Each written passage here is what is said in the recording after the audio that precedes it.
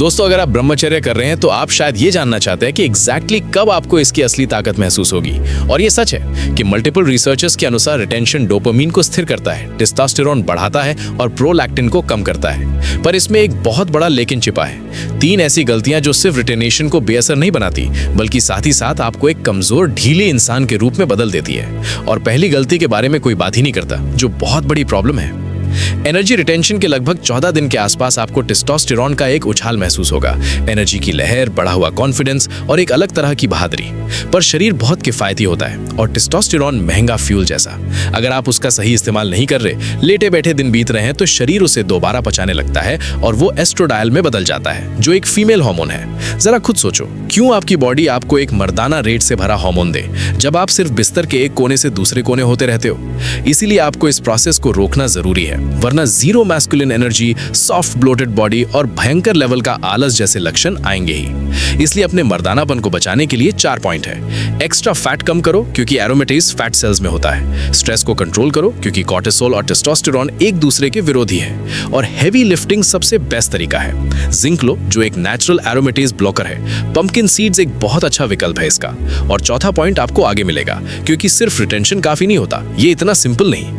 इसके बाद दूसरी गलती जो फिक्स करना ज्यादा इजी है। मान लो आप 30वें दिन पर है, टेस्टोस्टेरोन और डोपामिन हाई है, लोग आपके कॉन्फिडेंस को महसूस करते हैं और लड़कियां भी, लेकिन वासना भी बढ़ रही है और आप इंस्टाग्राम स्क्रॉल करते हुए किसी मॉडल के प्रोफाइल पर पहुंच जाते हैं। दिमाग तुरंत प्लेजर से भर जाता है और कहता है सिर्फ एक बार देख लेते हैं। आप देखते हैं और सोचते हैं सब ठीक है, पर असलियत में आपको 2 बड़े हार का सामना करना पड़ा है।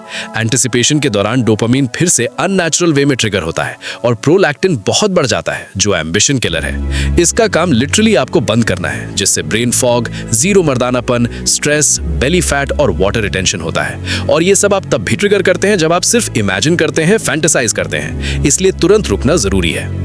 और तीसरी गलती सबसे खतरनाक है। अगर आप एनर्जी को सिर्फ रोकते हो पर उसे चैनलाइज नहीं करते, ट्रांसफॉर्म नहीं करते, तो रिटेंशन कभी काम नहीं करेगा। सिर्फ लीक बंद करना काफी नहीं, बाल्टी को भरना पड़ता है, वरना दिमाग कंफ्यूज होकर बायोलॉजिकल जीरो मोड में चला जाता है, जहां ना ड्राइव है, ना ग्रोथ है, कोई गोल नहीं, सिर्फ फ्रस्ट्रेशन और गुस्सा।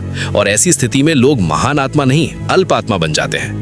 सोल्यूशन सिंपल है, अपनी बायोलॉजी को मजबूर करो क्लीन हेल्दी फूड के लिए, स्ट्रेंथ ट्रेनिंग के लिए, कार्डियो के लिए, रियल लाइफ विंस और कोल्ड शावर्स के लिए। खाली पेट सुबह चाय कॉफी नहीं, तांबे के बर्तन में रखा पानी पियो।